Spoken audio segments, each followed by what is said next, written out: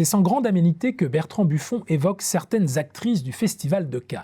Elles prétendent ostensiblement à l'élégance alors que tout dans leur apparence et leur attitude trahit leur ignorance en la matière. Des vêtements peu saillants tapent à l'œil, la volonté d'aguicher plus que de plaire, des poses empruntées, une allure sans grâce. Elles ne se distinguent pas, elles se font remarquer.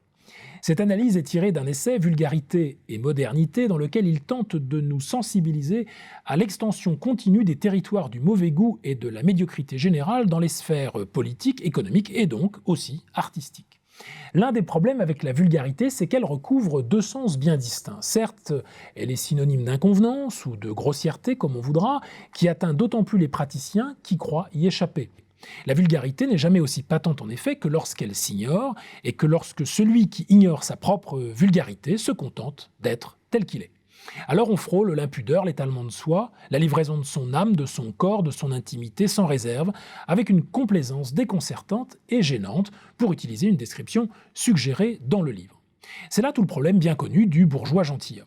Mais il y a aussi un autre sens qui considère comme vulgaire tout ce qui est banal, terre à terre, au fond, tout ce qui viendrait du peuple. C'est le sens originaire, celui que développe Madame de Staël en 1802, d'une honte qui s'installe devant le vulgus, l'homme de la rue, le non notable, le trivial, qui participe à la foule, c'est-à-dire, pour la romancière genevoise, les révolutionnaires issus du tiers-état. En bref, comme le remarque l'auteur, démocratie et vulgarité adviennent simultanément. Alors pour peu qu'on soit démocrate, cette deuxième orientation soulève bien entendu de nombreuses questions, en particulier à une heure où ces différentes formes de vulgarité s'expriment plus que jamais dans la rue ou sur les plateaux de télévision. Mais tout est relancé d'une manière complètement nouvelle aujourd'hui, dans la mesure où ce sont les élites elles-mêmes qui en seraient les premières instigatrices.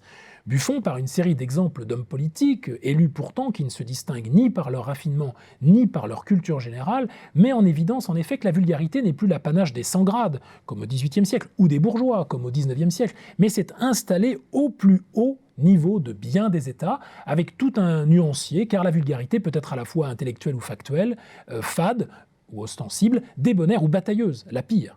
Pour expliquer cette dégradation, nulle explication plus plausible que celle de l'oubli ou du mépris des arts libéraux dans les projets éducatifs qui visent à former les futurs décideurs. Pour évoquer ce manque de goût et de sensibilité pour les belles choses, les Grecs avaient ce mot, apérokalia, que Léo Strauss traduisait justement par vulgarité. Sans éducation à l'éthique, à l'esthétique, les prétendus leaders se retrouvent comme impuissants face à la vulgarité dans l'exercice de leurs fonctions, l'appelant même à leur secours. Dès lors, comment résister à la montée en puissance de tant et tant de vulgarité? Faisons une fois de plus confiance aux femmes, car ce sont elles qui, à travers l'histoire, portent le plus et le mieux le fer contre la grossièreté, comme le montrent ici plusieurs exemples, dont celui de l'écrivaine Lydie Salver, qui dans son portrait de l'écrivain en animal domestique, plaide que les temps sont vulgaires au motif notamment que le tact est désormais tenu pour une faiblesse, que l'érudition passe pour une prétention, l'effacement de soi pour une infirmité et le savoir-vivre pour une entrave à jouir.